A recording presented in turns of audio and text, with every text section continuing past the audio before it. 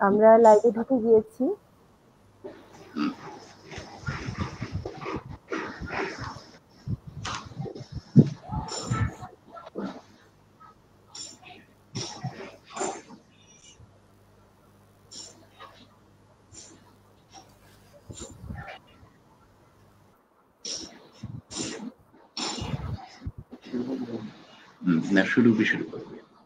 সবাইকে শুভ বিকেল জানিয়ে আজকে রোদ্দুর কখন কচিকাঁচা আবৃত্তি অনুষ্ঠানের আমন্ত্রণ জানাচ্ছি। আমি সুরভি হাসিন, রোদ্দুর সঞ্চালক। আমাদের সাথে আজকে এক ঝাঁক ক্ষুদে কচিকাঁচা শিল্পী আছে। এই ক্ষুদে শিল্পীদের নিয়ে আমরা আজকে শুনবো ওদের মুখে আবৃত্তি। আর আমাদের সাথে আছেন আমাদের শ্রদ্ধেয় মিথুন মোস্তফা ভাই, বিশিষ্ট বাচিক শিল্পী।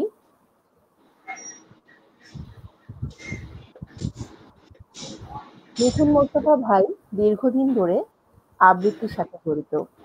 সেই সাথে তিনি বঙ্গরঙ্গ থিয়েটার প্রতিষ্ঠানটির প্রধান নির্দেশক, সহ-সভাপতি, কথন আবৃত্তি সংগঠনের প্রতিষ্ঠাতা সভাপতি। আমরা শুভেচ্ছা জানাই আমাদের সাথে আজকে উপস্থিত হয়েছেন মিথুন মোস্তফা ভাইকে এবং তার প্রতিষ্ঠানের ছোট ক্ষুদে আবৃত্তি শিল্পীদের। আমি সরাসরি চলে যাচ্ছি মিথুন মোস্তফা ভাইয়ের কাছে। ধন্যবাদ সুরভি। রোদ্দুর এর সঙ্গে আমাদের সম্পর্কের কথাটা প্রথমে একটু বলে নেওয়া যেতে পারে। এর আগে সুরভির কথা বলতে হবে। অসাধারণ একটি মানুষ, খুব অল্প সময়ের মধ্যে আমাদের এই পরিবারের মানুষদের সঙ্গে চমৎকার একটা সম্পর্ক উনি গড়ে তুলেছেন। আমাদের খুব ভালো লেগেছে ওনাকে। রোদ্দুর এবং কখনের যে যৌথ উদ্যোগ, এইটির কারণটা ঘটিয়েছে আরেকটি সংগঠনের কথা বলতে হবে, সেটি হলো কথন আবৃত্তি সংগঠন। এটি নারায়ণগঞ্জে আমরা 29 বছর আগে প্রতিষ্ঠা করেছি। তো 30 বছর হবে, ওই জন্য সবাই আমরা একটু মিলিত হতে চেয়েছি ভার্চুয়ালি। এখন তো ভার্চুয়ালি সবাই মিলিত হবে। তখন অটোয়া থেকে কামাল ভাই, যিনি কথন আবৃত্তি সংগঠনের প্রতিষ্ঠাতা উপদেষ্টা, পরবর্তীতে অবশ্য সভাপতি হয়েছেন, উনি একরকম জোর করে এর সঙ্গে যোগাযোগ করে সব ব্যবস্থা উনি করেছেন। তাহলে প্রথমে ওনার প্রতি একটা কৃতজ্ঞতার আরো জায়গা আছে, সেগুলো আস্তে আস্তে আমরা সবাই বলবো। এবারে আমরা আমাদের প্রথম পরিবেশনায় চলে যাব। এই প্রথম পরিবেশনাটি সম্পর্কে একটু বলতে হয়। কখনের মূল উদ্দেশ্য হচ্ছে আমাদের বাচ্চারা ইংরেজি মাধ্যমে পড়ছে, বাংলা মাধ্যমে পড়ছে, আমাদের উদ্দেশ্য হচ্ছে বাংলায় ঠিক মতো বুঝবে।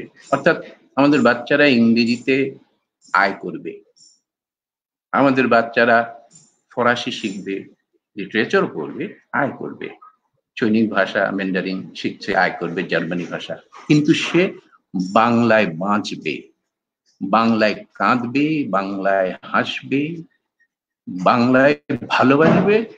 এই হচ্ছে আমাদের কখনের মূল জায়গা। এই জায়গা থেকেই আমাদের প্রথম পরিবেশনা হচ্ছে সেই বিখ্যাত প্রতুল মুখোপাধ্যায়ের আমি বাংলায় গান গাই। এইটি আমি মিথুন মোস্তফা এমনি আবৃত্তির মতো করেই আমিও পড়ব, সঙ্গে প্রথম মোস্তফা, ও গানের মানুষ, ওর সঙ্গে একটু পরিচয় করিয়ে দেওয়া যায়।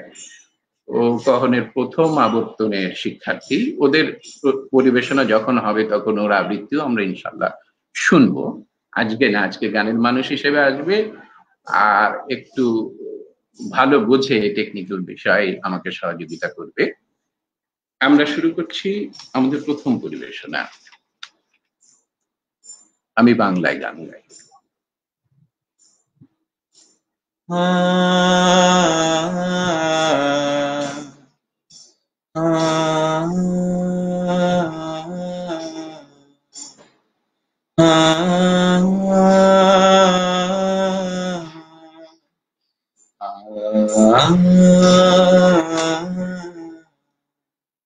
আমি বাংলায় গান গাই, আমি বাংলার গান গাই।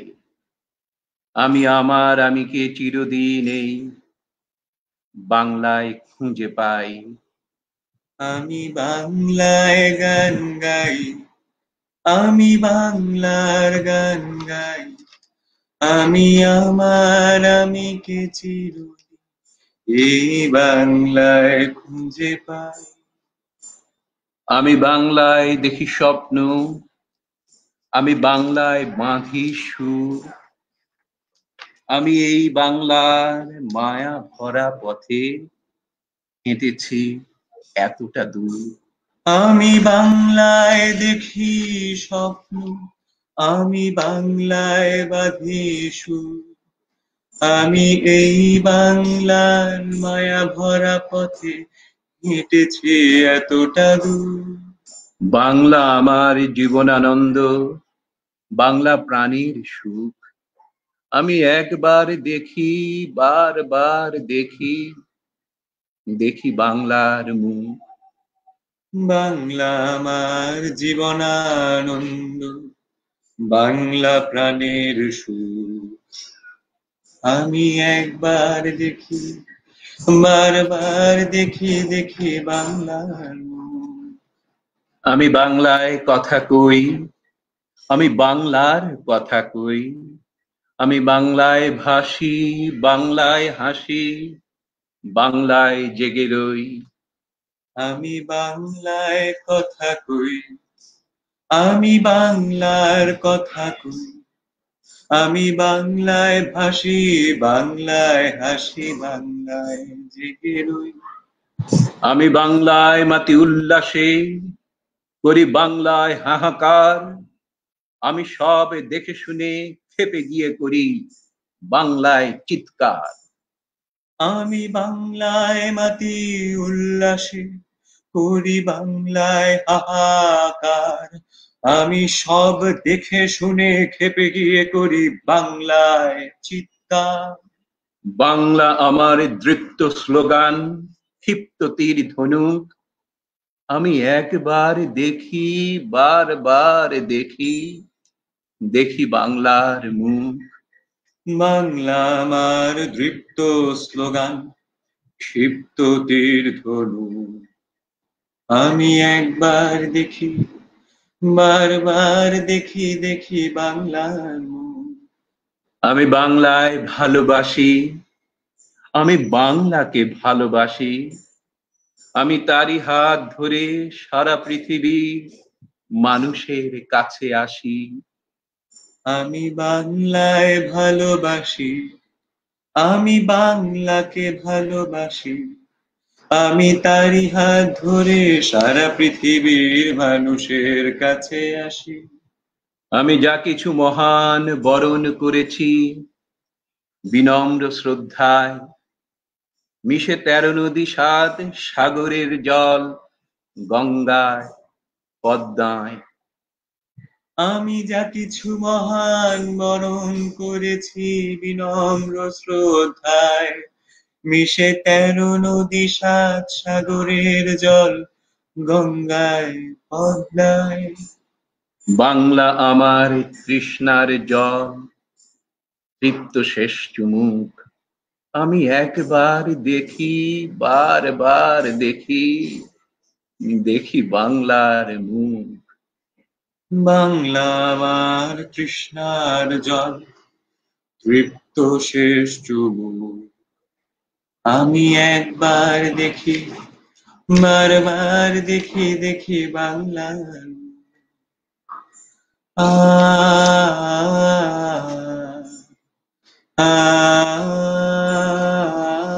আমি একবার দেখি, বারবার দেখি, দেখি বাংলার মুখ। প্রথমকে ধন্যবাদ। এবারে আমরা আমাদের বসে আছে সবাই, অভিভাবকরা বসে আছে, বন্ধুরা বসে আছে, যাদের কবিতা শুনতে, আবৃত্তি শুনতে। আমার সেই প্রিয় শিক্ষার্থী, ছাত্র ছাত্রী, আজকে সব ছাত্রী এসেছে, হ্যাঁ, ওদের কাছে চলে যাচ্ছি। আমরা শুরু করব 21কে দিয়ে। প্রথম কবিতা, এটি অত্যন্ত জনপ্রিয় একটি কবিতা, আবু জাফর ওবায়দুল্লাহ কোন এক মাকে। এটি আবৃত্তি করছে আহনাফ ইতিক মৌন। মৌন এখন আবৃত্তি করবে কোন এক মাকে।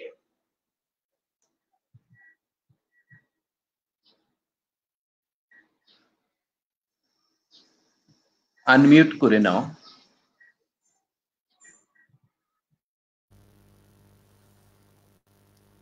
কুমড়ো ফুলে ফুলে নুয়ে পড়েছে লতাটা, সজনে ডাঁটায় ভরে গেছে গাছটা। আর আমি ডালের বড়ি শুকিয়ে রেখেছি। খোকা, তুই কবে আসবি? কবে ছুটি? চিঠিটা তার পকেটে ছিল, ছেঁড়া আর রক্তে ভেজা। মাগো, ওরা বলে সবার কথা কেড়ে নেবে, তোমার কোলে শুয়ে গল্প শুনতে দেবে না। বলো মা, তাই কি হয়? তাই তো আমার দেরি হচ্ছে। তোমার জন্যে কথার ঝুড়ি নিয়ে তবেই না আমি বাড়ি ফিরব। লক্ষ্মী মা রাগ করে না, মাত্র তো আর কটা দিন। পাগল ছেলে। মা পড়ে আর হাসে। তোর উপরে রাগ করতে পারি? নারকেলের চিড়ে কোটে, উড়কি ধানের মুরকি ভাজে, এটা সেটা আরো কত কি। তার খোকা যে বাড়ি ফিরবে, ক্লান্ত খোকা। কুমড়ো ফুল শুকিয়ে গেছে, ঝরে পড়েছে ডাঁটা, পুইলটা নেতানো। খোকা এলি? ঝাপসা চোখে মা তাকায়। উঠোনে উঠোনে, যেখানে খোকার সব শকুনিরা ব্যবচ্ছেদ করে, এখন মার চোখে চৈত্রের রোদ পুড়িয়ে দেয় শকুনিদের। তারপর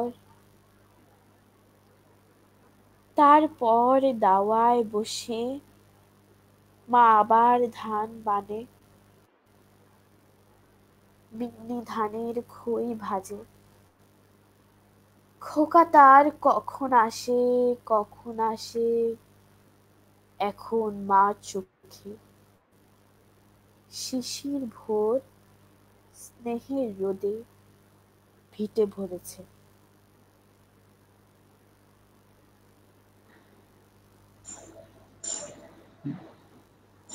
ধন্যবাদ মৌনুকে। আমরা যে কবিতা আবৃত্তি শেখাচ্ছি সেটিও সব নয়, আমরা ইতিহাসের গল্পটা করি। আমরা জানি স্কুলগুলোতেও এগুলো পড়ানো হয়, কিন্তু এইটি ঠিক আবেগের জায়গায় যদি নিয়ে যাওয়া না যায়, সে তো শুধু পরীক্ষায় দিয়ে শেষ। আবেগের জায়গায় নিতে পারলে খুব ভালো। একটা ছেলে খুব, এটা আমি গল্পগুলো করার পরে সে কবিতা লিখে ফেলেছে এটার উপরে। এই যে ওর মনের ভিতরে এই যে 52 খেললো, এই খেলাটা বড় দরকার, শুধু মুখস্থ করাটা দরকার নয়।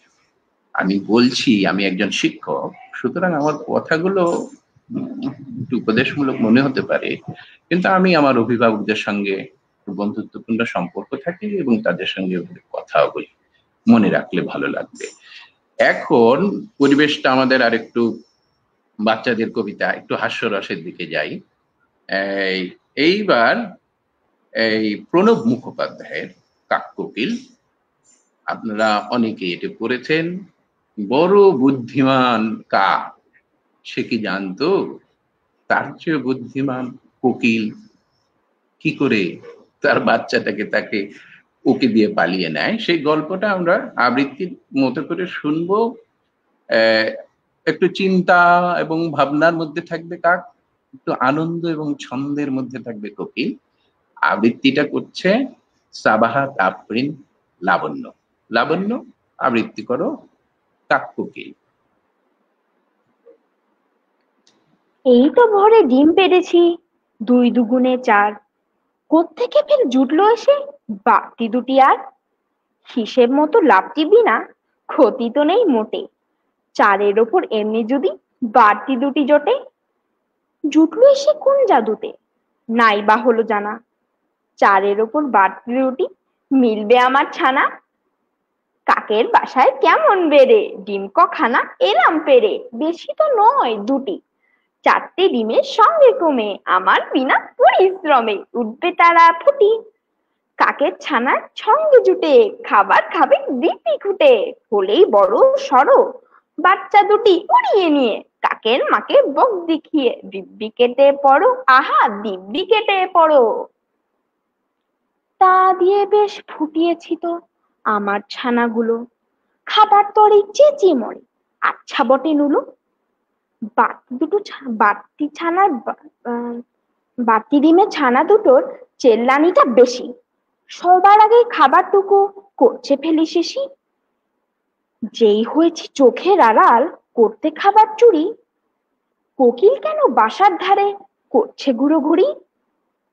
আর দেরি নয় আয় না চলে, মায়ের ছানা মায়ের কোলে, কেউ পাবে না টের। ছোট্ট ডানা ঝটপটিয়ে নিম ডালেতে বস না গিয়ে, বয়স হলো ঢের। কাণ্ড কি, ছানা দেখি রইল মোটে চার, বাকি ডিমের ছানা দুটো কোথায় পগার পার। দোহাই বাপু যেও না চোটে, কাকের ডিমে কোকিল ফুটে, আচ্ছা বটে গেরো।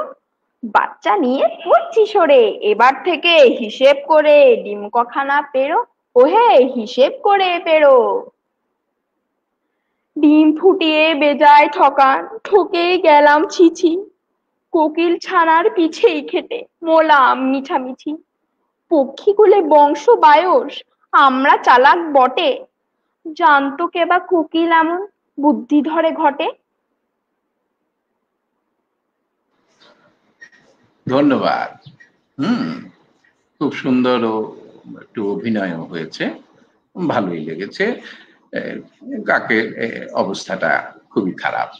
আমরা এবার একটু আমি প্রথমকে অনুরোধ করব, আমাদের অনেকেই অনেক মন্তব্য করেছে, আমরা কিছুটা সময় এখন একটু পরে আবার আমরা আবৃত্তিতে যাব। প্রথম যদি একটু করতো। হ্যাঁ, দেখা যাচ্ছে শুরুতেই আমাদের কথার সাথে রুমানা পারভিন রনি আমাদের সাথে একই মতবাদ প্রকাশ করেছেন যে আগে বাংলাটা জানতে হবে। এছাড়াও তিনি অনেকেই বলেছেন যে অনুষ্ঠান খুবই ভালো হচ্ছে, অনেক অনেক শুভকামনা, এরকম অনেক দেখতে পাচ্ছি। একজন বলেছে এই আমাদের প্রথম কবিতায় বাংলার রূপ চমৎকার ভাবে ফুটে উঠেছে। ধন্যবাদ। কামালউদ্দিন বলেছেন আজকের আবৃত্তি অনুষ্ঠান আয়োজনের জন্য কহন ও কথনের পক্ষ থেকে রোদ্দুরের অ্যাডমিন, সঞ্চালক ও পরিচালক মন্ডলী সবাইকে কৃতজ্ঞতা জানাই। এবং এরপরে মৌনর কবিতা নিয়ে অনেকেই বলেছেন যে কবিতাটা খুবই সুন্দর হচ্ছে, দারুণ হয়েছে, বাহ চমৎকার বলেছেন অনেকেই, খুব সুন্দর। মৌন অনেক সুন্দর হচ্ছে, শুভকামনা জানিয়েছে। আবার পরে লাবণ্যর কবিতাতেও সবাই বলেছে যে বাহ, পলি পারভিন বলেছেন দেখা যাচ্ছে বাহ লাবণ্য খুবই সুন্দর হয়েছে। এবং অনেকে বলছেন যে অনুষ্ঠানটা খুবই সুন্দর হচ্ছে, ভালো হচ্ছে। বাচ্চাদের নিয়ে এই যে উদ্যোগটা তারা সাধুবাদ জানাচ্ছেন। ফারজানা মমতাজ বলছেন চমৎকার আয়োজনের জন্য কখন রোদ্দুরকে ধন্যবাদ। বিজন মিস্ত্রি বলছেন খুব সুন্দর হচ্ছে অনুষ্ঠান। আসিফ মনির বলছেন বাহ বাহ বাহ। বিজন কথিত যশা নজরুল সঙ্গীত, আসিফ মনির আমার বঙ্গরঙ্গের সহযোদ্ধা, উনি সাধারণ সম্পাদক এবং প্রধান নির্দেশক। ধন্যবাদ সবাইকে চমৎকার মন্তব্য করে আমাদেরকে উৎসাহিত করবার জন্য, আমাদের বাচ্চাদেরকে উৎসাহিত করবার জন্য। এবার আমি আবৃত্তিতে আবার চলে যাচ্ছি। এবার আবৃত্তি আসবে তাজনুবা তাহরিন আফসা। আমি সেই কবির কাছে যাচ্ছি যে কবি ছোটদের কবি, সুকুমার রায়। অবশ্য সুকুমার রায়ের যে প্রচলিত কবিতাগুলো আছে সেরকম থেকে একটু ভিন্ন এটি অনেক জনপ্রিয়। সেটি হচ্ছে জীবনের হিসাব। আমি আফসাকে অনুরোধ করব আবৃত্তি করবার জন্য জীবনের হিসাব। বিদ্যে বোঝাই বাবু মশাই, চড়ি শখের বোটে, মাঝিরে কন বলতে পারিস সূর্যি কেন ওঠে, চাঁদটা কেন বারে কমে, জোয়ার কেন আসে? বৃদ্ধ মাঝি অবাক হয়ে ফেল ফেলিয়ে হাসে।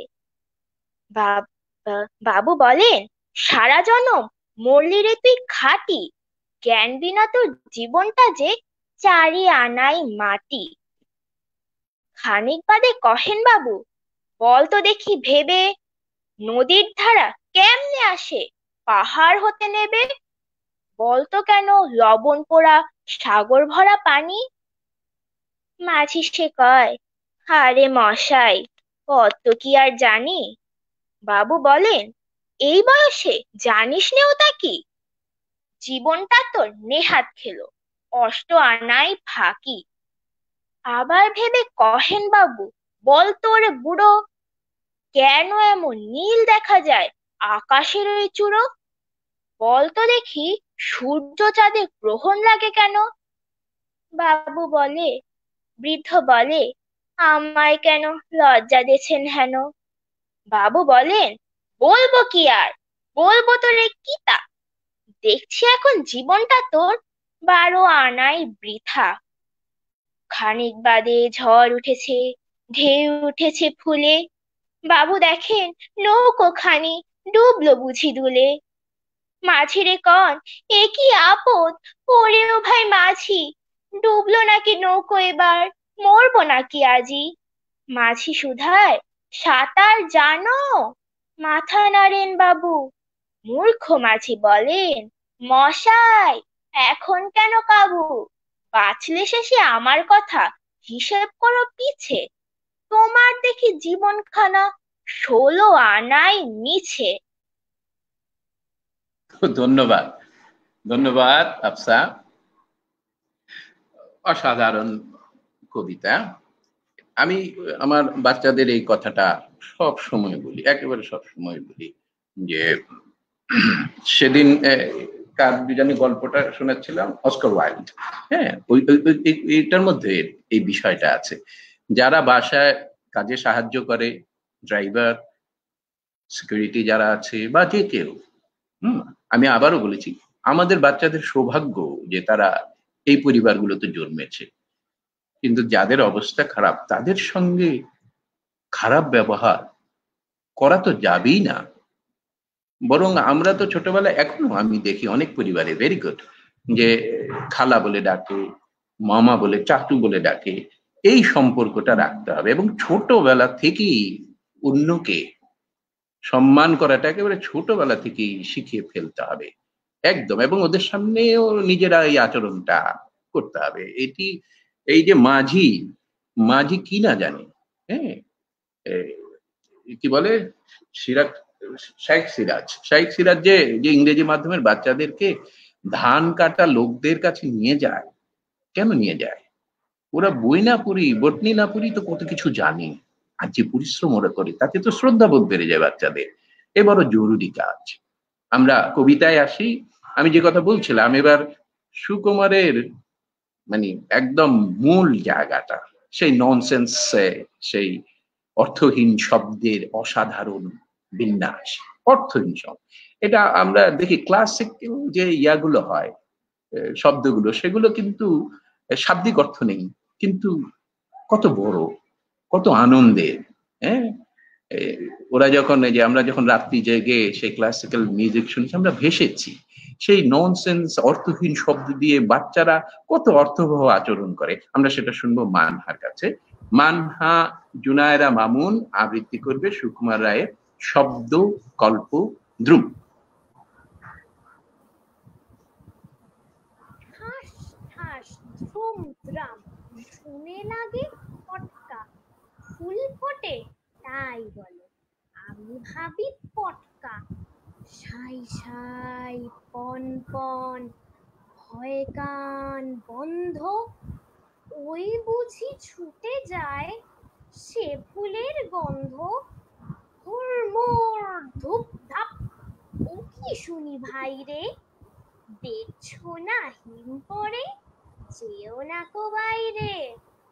চুপ চুপ, ওই শোন, ঝুপ ঝাপ, ছবাস, চাঁদ বুঝি ডুবে গেল গপ গপ গবাস খ্যাস খ্যাস খ্যাচ খ্যাচ রাত কাটে ওই রে দুর্দার চুরমার ঘুম ভাঙে কই রে ঘর ঘর ভন ভন ঘরে কত চিন্তা কত মন নাচে শোন ধেই ধেই ধিনতা ঠুং ঠাং ঢং ঢং কত ব্যথা বাজে রে ফট ফট বুক ফাটে তাই মাঝে মাঝে রে হই হই মার মার বাপ বাপ চিৎকার মাল কোচা মারে বুঝি সরে পড় এইবার।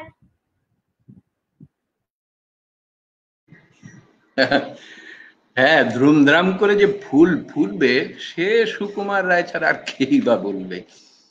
অসাধারণ অসাধারণ।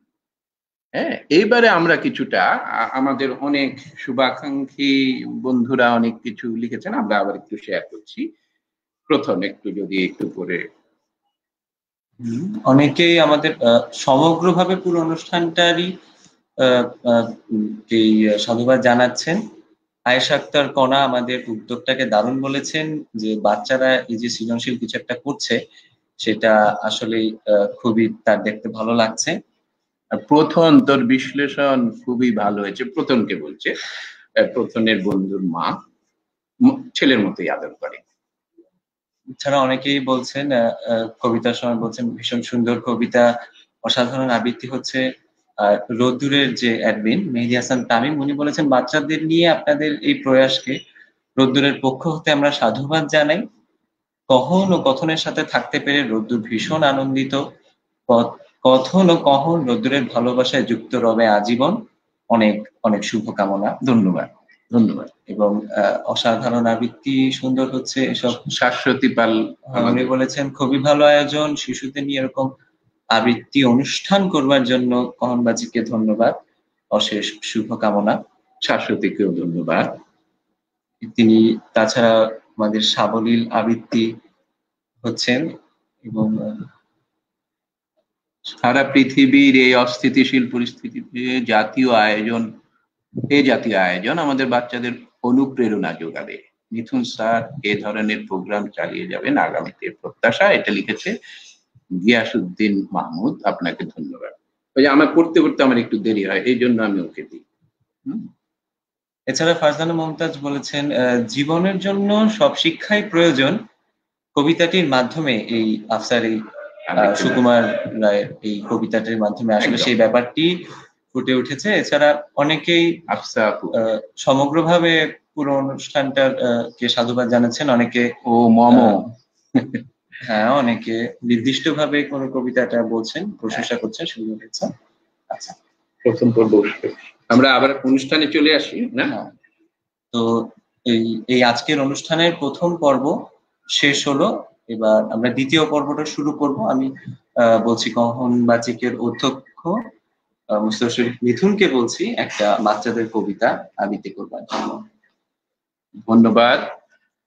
এই আমি কখনের প্রথম দুইটি আবর্তনে পুরো সঞ্চালক ছিলাম, তারপরে আমি কিছু অংশ সঞ্চালনা করেছি, বাকি অংশ আমার বাচ্চারা সঞ্চালনা শুরু করেছে। এই মিডিয়া বা গণমাধ্যমে আমরা অনুষ্ঠান যখন শুরু করেছি, আস্তে আস্তে ওরা এই যে একজন যেমন আমাকে সহযোগিতা করছে, ওরাও সঞ্চালনায় চলে আসবে, এইটুকু আশা করি। ধন্যবাদ। আজকে সুরভি হাসনিন উনি সহসঞ্চালক আছেন, পাশাপাশি খুদে সহসঞ্চালক প্রথম মোস্তফাকে ধন্যবাদ।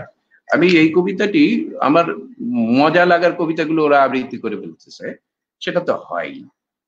পাখি খাবার নিয়ে আসে, বাচ্চাগুলো সব খাবার নিয়ে যায়। আমার বাচ্চাগুলো আমার প্রিয় কবিতাগুলো পড়ে ফেলেছে। আমি একটা কবিতা ইদানিং পড়ছি, আমার অসাধারণ লাগছে। যেই মানুষটি মানে আমার মা ছোটবেলায় আমাকে বুকে নিয়ে রবীন্দ্রসঙ্গীত গাইতে, এরপরে আমার খালি মনে হতো এগুলো আমাদের গান। তো একদিন হলো কি, একটা গান আমি আর শুনিনি। আমি বললাম যে মা, এটা রবীন্দ্রসঙ্গীত আমি তো শুনিনি। না, এটা তোর বাবার গান। আমার বাবার গান? তো সুর কে করেছে? আমি করেছি। তো রবীন্দ্রসঙ্গীত হয়ে গেছে। আমার বাবার অনেক গান প্রথিতযশা শিল্পীরা রেডিও টেলিভিশনে গেয়েছেন, কিন্তু আমার মায়ের সুর করা গানটা আরেকটা রবীন্দ্রসঙ্গীত হয়ে গেছে। আর ওনার প্রিয় বই দুটো নিয়ে আমাকে জানিয়েছে। কোরআন শরীফ ওনার প্রিয়তম বই, তারপরে গীতবিতান। সেই রবীন্দ্রনাথ যে আমাদের রবীন্দ্রনাথ, তার বীরপুরুষ, এটিও সবাই জনপ্রিয়। আমি চেষ্টা করছি ছোটদের এটা পড়তে। মনে করো যেন বিদেশ ঘুরে মাকে নিয়ে যাচ্ছি অনেক দূরে। তুমি যাচ্ছ পালকিতে মা চড়ে, দরজা দুটো একটুকু ফাঁক করে। আমি যাচ্ছি রাঙা ঘোড়ার পরে, টগবগিয়ে তোমার পাশে পাশে। রাস্তা থেকে ঘোড়ার খুঁড়ে খুঁড়ে রাঙা ধুলোয় মেঘ উড়িয়ে আসে। সন্ধি হলো, সূর্য নামে পাটে, এলেম যেন জোড়া দিঘির মাঠে। ধুধু করে যেদিকে পানি চাই, কোনোখানে জনমানব নাই। তুমি যেন আপন মনে তাই ভয় পেয়েছো, ভাবছো এলেম কোথা। আমি বলছি ভয় করো না মাগো, ওই দেখা যায় মরা নদীর সোঁতা। চোর কাটাতে মাঠ রয়েছে ঢেকে, মাঝখানেতে পথ গিয়েছে বেঁকে। গরু বাছুর নেই কোনোখানে, সন্ধে হতেই গেছে গাঁয়ের পানে। আমরা কোথায় যাচ্ছি কে তা জানে, অন্ধকারে দেখা যায় না ভালো। তুমি যেন বললে আমায় ডেকে, দিঘির ধারে ওই যে কিসের আলো। এমন সময় হারে রে রে রে রে, হারে রে রে রে রে, হারে রে রে রে রে, ওই যে কারা আসতেছে ডাক ছেড়ে। তুমি ভয়ে পালকিতে এক কোণে ঠাকুর দেবতা স্মরণ করছো মনে। বেয়ারাগুলো পাশেই রে কাটা বনে, পালকি ছেড়ে কাঁপছে থর থর। আমি যেন তোমায় বলছি ডেকে, আমি আছি, ভয় কেন মা করো। হাতে লাঠি, মাথায় ঝাপড়া চুল, কানে তাদের গোঁজা জবার ফুল। আমি বলি দাঁড়া, খবরদার, এক পা কাছে আসিস যদি আর, এই চেয়ে দেখ আমার তলোয়ার, টুকরো করে দেব তোদের মেরে। শুনে তারা লম্ফ দিয়ে উঠে চেঁচিয়ে উঠলো, হাড়ে রে রে রে রে, হাড়ে রে রে রে রে, হাড়ে রে রে রে রে। তুমি বললে যাসনে খোকা ওরে। আমি বলি দেখো না চুপ করে। ছুটিয়ে ঘোড়া গেলেম তাদের মাঝে, ঢাল তলোয়ার ঝনঝনিয়ে বাজে। কি ভয়ানক লড়াই হলো মাঝে, শুনে তোমার গায়ে দেবে কাঁটা। কত লোক যে পালিয়ে গেল ভয়ে, কত লোকের মাথা পড়লো কাটা। এত লোকের সঙ্গে লড়াই করে ভাবছো খোকা গেলই বুঝি মরে। আমি তখন রক্ত মেখে ঘেমে বলছি এসে, লড়াই গেছে থেমে। তুমি শুনে পালকি থেকে নেমে চুমো খেয়ে নিচ্ছ আমায় কোলে, বলছো ভাগ্যে খোকা সঙ্গে ছিল, কি দুর্দশাই হতো তা না হলে। রোজ কত কি ঘটে যাহা তাহা, এমন কেন সত্যি হয় না আহা। ঠিক যেন এক গল্প হতো তবে, শুনতো যারা অবাক হতো সবে। দাদা বলতো কেমন করে হবে, খোকার গায়ে এত কি জ্বর আছে। পাড়ার লোকে পাড়ার লোকে সবাই বলতো শুনি, ভাগ্যে খোকা ছিল মায়ের কাছে। তা না হলে কি অবস্থা হতো যদি খোকা না থাকতো। সবাইকে ধন্যবাদ। দ্বিতীয় পর্বে আমরা ঢুকে গেছি। এবার যথারীতি মৌন ওর কাছে আসবে। মৌনকে স্ক্রিনে দেখছি, হ্যাঁ হ্যাঁ, এই মৌন অত্যন্ত লক্ষ্মী মেয়ে না রে। মৌন আনমিউট কর, আনমিউট। তুই লক্ষ্মী মেয়ে না অনেক, কোনো বন্ধুকে খোঁচাখুচি দেশ না, চুপ করে থাকিস তাই না? জি স্যার। ঠিক আছে, এটা হচ্ছে আমি আপনাদের বলছি, ওই যে রবীন্দ্রনাথের সমাপ্তিটা আপনারা পড়েছেন, তার নায়িকা মৌন এবার আবৃত্তি করবে। আমরা দ্বিজেন্দ্র লাল রায়ে আসবো। আচ্ছা প্রথম এই পঞ্চকবির নামগুলো বলতে পারিস? রবীন্দ্রনাথ ঠাকুর, কাজী নজরুল ইসলাম, দ্বিজেন্দ্রলাল রায়, অতুল প্রসাদ সেন, রজনীকান্ত সেন। Very good. দ্বিজেন্দ্রলাল একটু আগে, উনি একটু বয়স অনুপাতে। হ্যাঁ, আমরা কিন্তু এই শুধু টেলর সুইফট আর কি বিটিএস এটা জানুক, এতে আমার কোনো আপত্তি নাই। বিটিএস জানুক, টেলর সুইফট জানুক, আমার কিন্তু আমার পঞ্চকবিকে চিনতে হবে, আমার বাচ্চাদের একদম চিনতে হবে, মনে রাখতে হবে। এটাই তো আমাদের অহংকার। ওদের অহংকারের কথা মনে রাখবো, আমাদের অহংকারের কথা মনে রাখবো না, সে তো হবে না। আবৃত্তিতে যাই। হ্যাঁ, মৌন। দ্বিজেন্দ্র লাল রায়ের, উনি একটা অসাধারণ ছেলের কথা বলবে, দেশের জন্য তার কি প্রয়োজন আছে, মৌন বলুক, আমরা শুনি। নন্দলাল, মৌন আবৃত্তি কর। নন্দলাল তো একদা একটা করিল ভীষণ পণ, স্বদেশের তরে যা করেই হোক রাখিবে সে জীবন।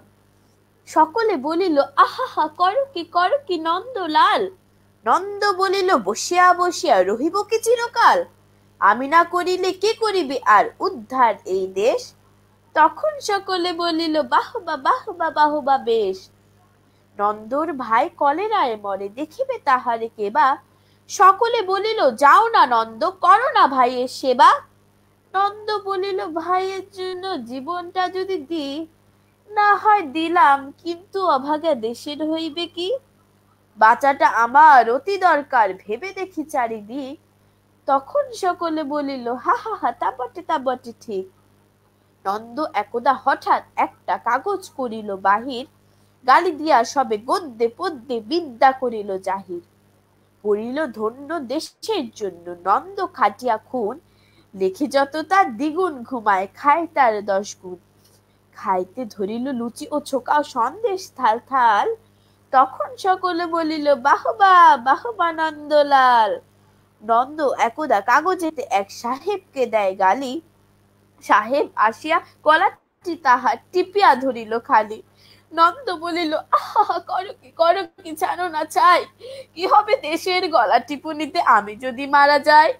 বলো কবি ঘট, নাকি দিব খত, বলো যা করিব তাহা। তখন সকলে বলিল বাহবা বাহবা বাহবা বাহা। নন্দ বাড়ির হতো না বাহির, কোথা কি ঘটে কি জানি, চড়িত না গাড়ি কি জানি কখন উল্টায় গাড়ি খানি। নৌকা ভীষণ ডুবিছে ভীষণ, রেলে কলিশন হয়, হাতিতে সর্প কুকুর আর গাড়ি চাপা পড়া ভয়। তাই শুয়ে শুয়ে কষ্টে বাঁচিয়ে রহিল নন্দলাল। সকলে বলিল ভেলারে নন্দ, বেঁচে থাক চিরকাল। এরকম নন্দলাল হলে দেশের 12টা বাজবে। শেষ কথাটা নিয়ে একটা কথা বলি, ওই যে বেঁচে থাক চিরকাল, এটাকে আমি ব্যক্তিগতভাবে বেঁচে থাকা বলি না, এটাকে বলে টিকে থাকা।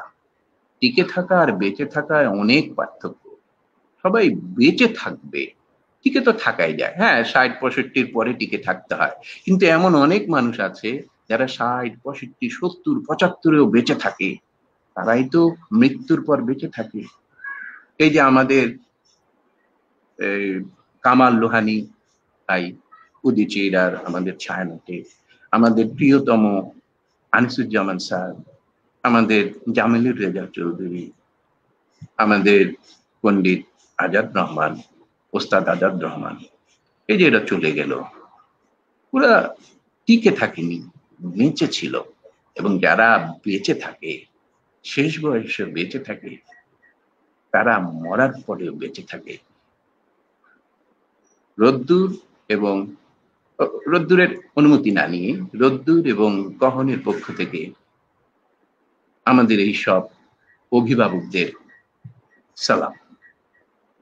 আমাদের বাচ্চাদের আমি ওনাদের কথা আবার বলবো, সময় পেলে আমি বলি। এবার আমরা চলে যাব লাবণ্যর কাছে। হ্যাঁ, এটিও খুব মজার কবিতা, সুনির্মল বসুর। এই অভিনয়টা আমরা করি, আগে আমরা অভিনয়টা ইয়ারটা দেখি। লাবণ্য, সাবাত আফরিন লাবণ্য, সুনির্মল বসুর মুখে আর মনে আবৃত্তি করছে। এসো এসো কেশব ভায়া, আজকে সুপ্রভাত। সকালবেলা এলো বেটা জ্বালাতে নির্ঘাত। তীর্থ থেকে ফিরলে তুমি, ভালোই হলো বেশ, না ফিরলেই ভালো হতো, সন্দেহ নাই বেশ। চেহারাটা দেখছি ভালোই, নাই তো কোনো খুঁত, বেটা যেন শেওড়া গাছের স্কন্দ কাটা ভূত। যেমনি তুমি উদার মানুষ, তেমনি মহৎ প্রাণ, কত ছড়া বেজায় কৃপা, নিতান্ত শয়তান। সকালবেলা তোমায় দেখে বেজায় খুশি আজ, এখন বেটা উঠলে বাঁচি, আছে অনেক কাজ।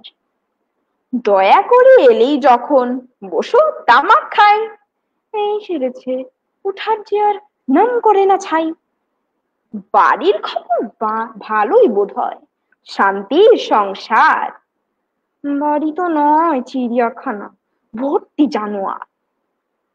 ছেলে তিনটি বড়ই ভালো, আদর্শ সন্তান। একটা গরু, একটা গাধা, একটা হনুমান। পিছু বুঝি মেয়ের বিয়ে, জামাই কি সুন্দর, মোটকা হাঁদা মোটকা খাদা, বাস কি ভয়ঙ্কর। কি বললি, তোমার বাড়ি আমার নিমন্ত্রণ? লোকটা নেহাত বাজে হলেও কাজের বিলক্ষণ।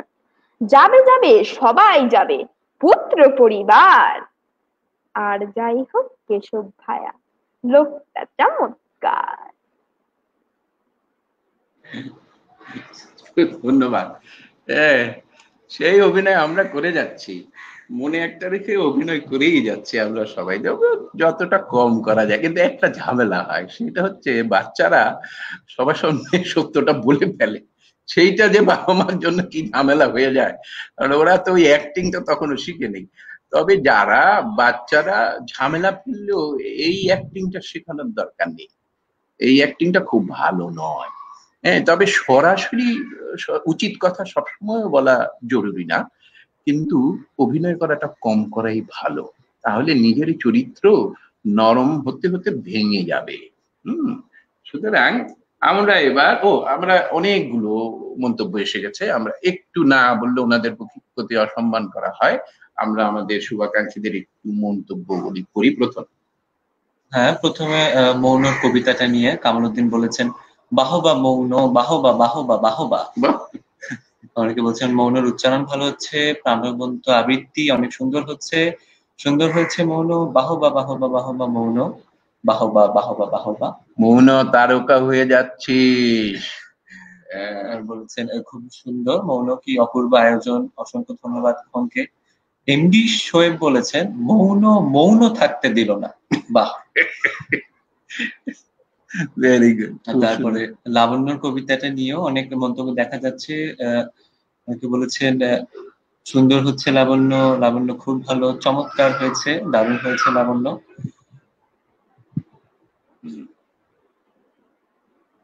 এবং হ্যাঁ, দারুণ অনুষ্ঠান চলছে, সবাই অনুষ্ঠানটি ধন্যবাদ, সবাইকে ধন্যবাদ। এবারে আমরা শেষের দিকের কয়েকটি পরিবেশনায় যাচ্ছি। এবার আমরা আমাদের সেই ৭১-এই যাব, ৭১-এর কবিতায় যাব। তাজনুবা তাহরিন আফসা এবার পূর্বে রহিম শাহর সেই ছেলেটি। হ্যাঁ, আফসা। একটি ছেলে পাগল ছেলে, পাড়ায় পাড়ায় ঘুরতো।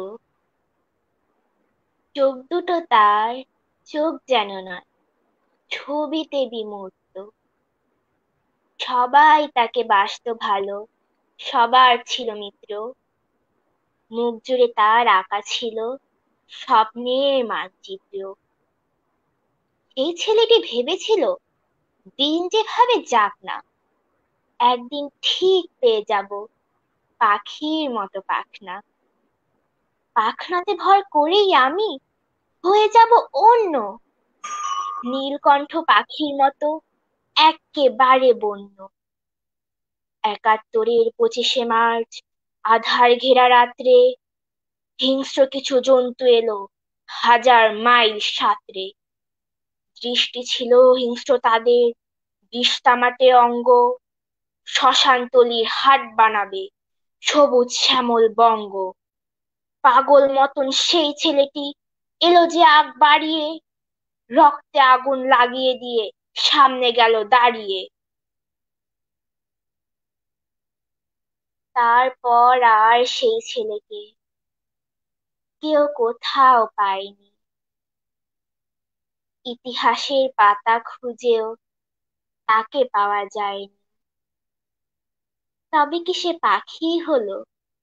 খুঁজে পেল পাখা সে, স্বপ্নের মানচিত্র রেখে হারিয়ে গেল আকাশে। ধন্যবাদ। এক অসাধারণ বয়স, এই কিশোর বয়স। কি না পারে। ক্ষুদিরামের কথা তো আমরা জানি, ব্রিটিশদের বিরুদ্ধে কিভাবে দাঁড়িয়ে গেল সেটা বড় কথা না। এই যে ফাঁসি কাস্টে নিয়ে যাচ্ছে তখনও সাপোর্ট। বাচ্চাদের কিন্তু আপনারা ক্ষুদিরামকে চেনাবেন, বাঘা যতীনকে চেনাবেন, তা না হলে ওরা হিরো পাবে থেকে। হিরো তো আমাদের এখানে ভরা, বাংলার হিরো।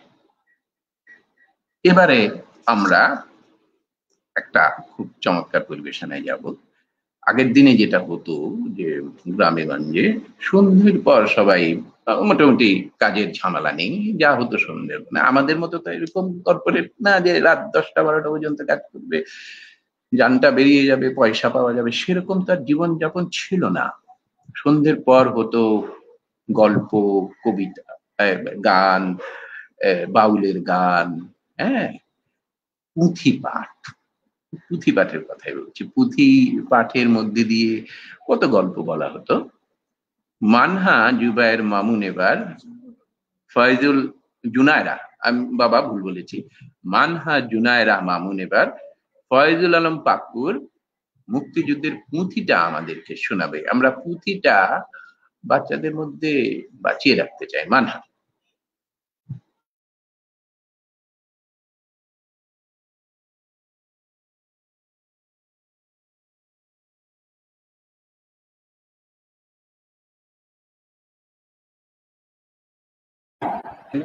হ্যাঁ, শুরু মুক্তিযুদ্ধ, শুরু মুক্তিযুদ্ধ, ভয়াবহ 9 মাসের সংগ্রাম। নিয়াজিয়ার ঝরল কতই ঘাম, তারা শত্রু ভীষণ, তারা শত্রু ভীষণ আর বিভীষণ রাজাকারের দল। আল বদর আল শামস মিলে পারে যতই ভয় করে মানুষ হত্যা, করে মানুষ হত্যা, পিতা মাতা সন্তানের সম্মুখে। বাঙালি মা বোনের লজ্জা নেই যে রক্তে মেঘে, নিষ্ঠুর নর পশু, নিষ্ঠুর নর পশু আর যা কিছু হানাদার বাহিনী, নিরস্ত্র বাঙালির পরে অত্যাচার কাহিনী। বলি মুক্তিযুদ্ধ, বলি মুক্তিযুদ্ধ, আর বিক্ষুব্ধ বাঙালি দেশে ছিনিয়ে আনলো স্বাধীনতা স্বপ্নের স্বদেশে, লক্ষ প্রাণের দামে। আরে ভাই, লক্ষ প্রাণের দামে, লক্ষ প্রাণের দামে, গ্রামে গ্রামে শত মুক্তিযোদ্ধা। কি পেয়েছে পাইনি কোথায় গামায়নার মাথা, তারা গর্বিত বুক, তারা গর্বিত বুক। সবাই বলুক জাতির সেরা ছেলে, পুরস্কারে দেশবাসীর প্রাণের আসন পেলে মোরা কৃতজ্ঞতায়, মোরা কৃতজ্ঞতায় তাদের জানাই হাজারো সালাম। বিজয় দিবসের লগ্নে সোনালি সেনা, যারা মুক্তিযোদ্ধা।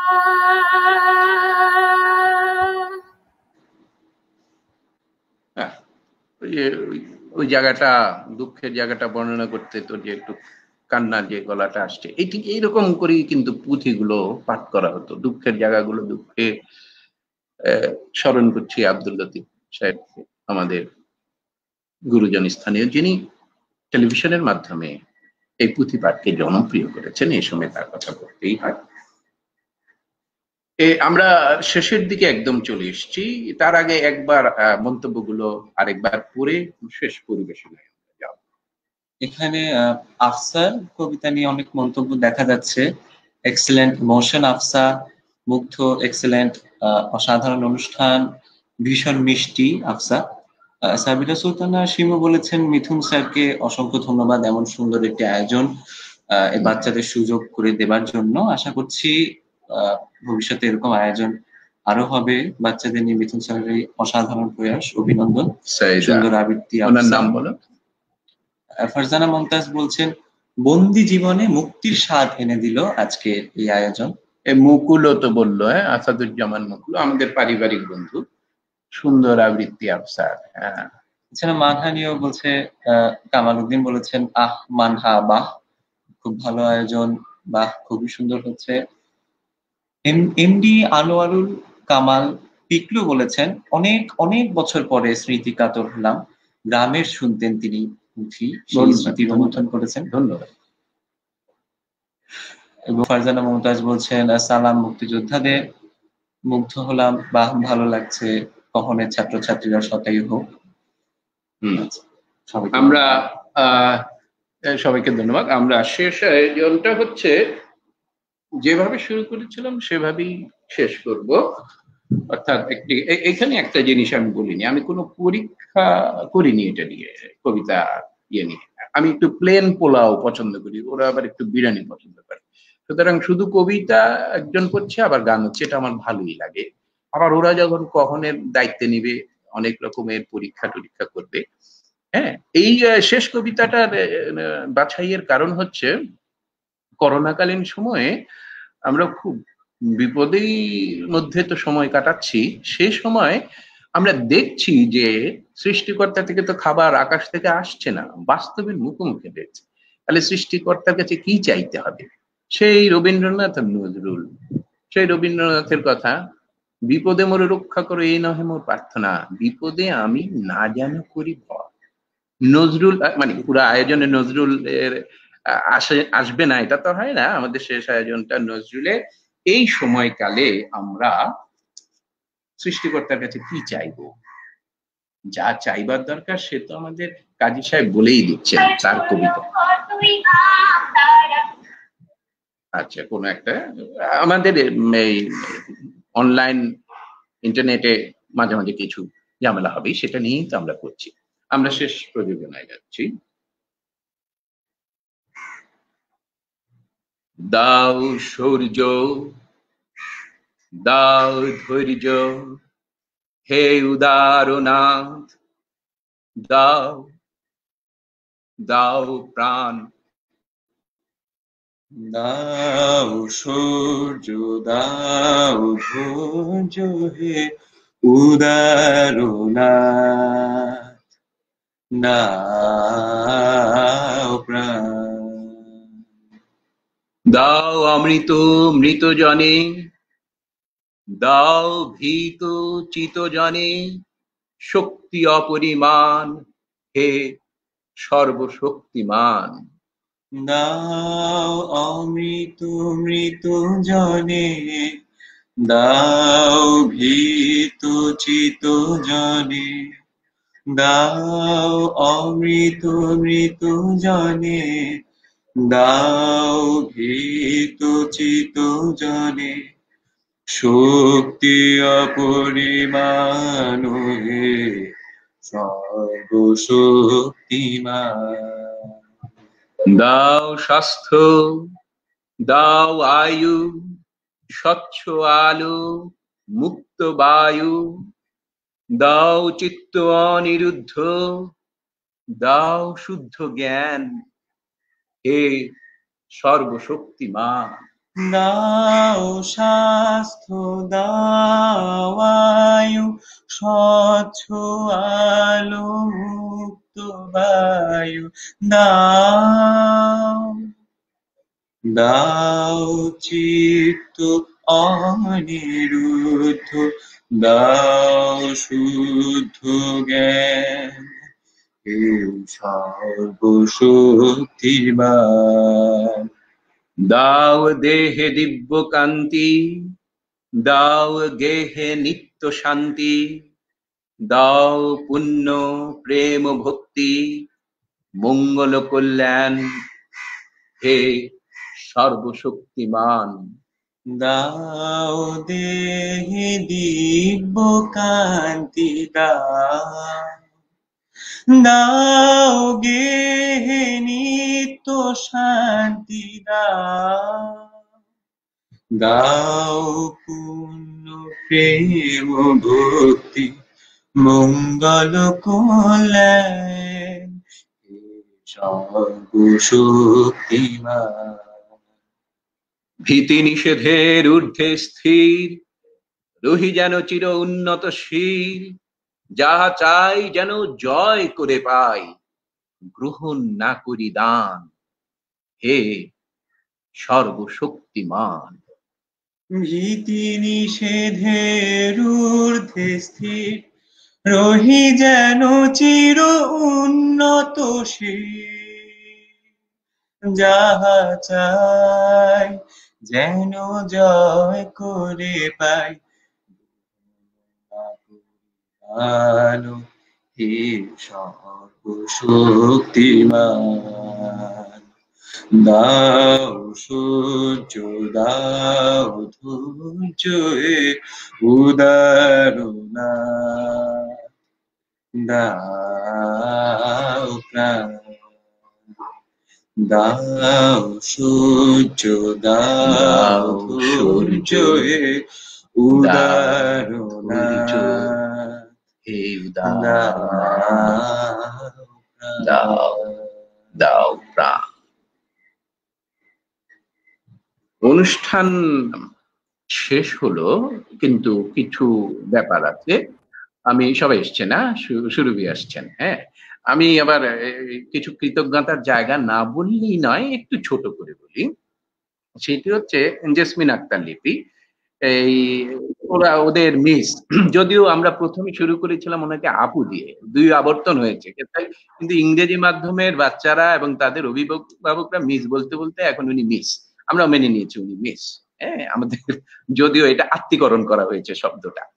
ওনার প্রতি কৃতজ্ঞতা, আমাদের প্রধান উপদেষ্টা ভাস্বর বন্দ্যোপাধ্যায়ের প্রতি কৃতজ্ঞতা, জাহিদ মুস্তফা, আসিফ মুনির, সন্তোষ ঢালি, এরা আমাদের উপদেষ্টা।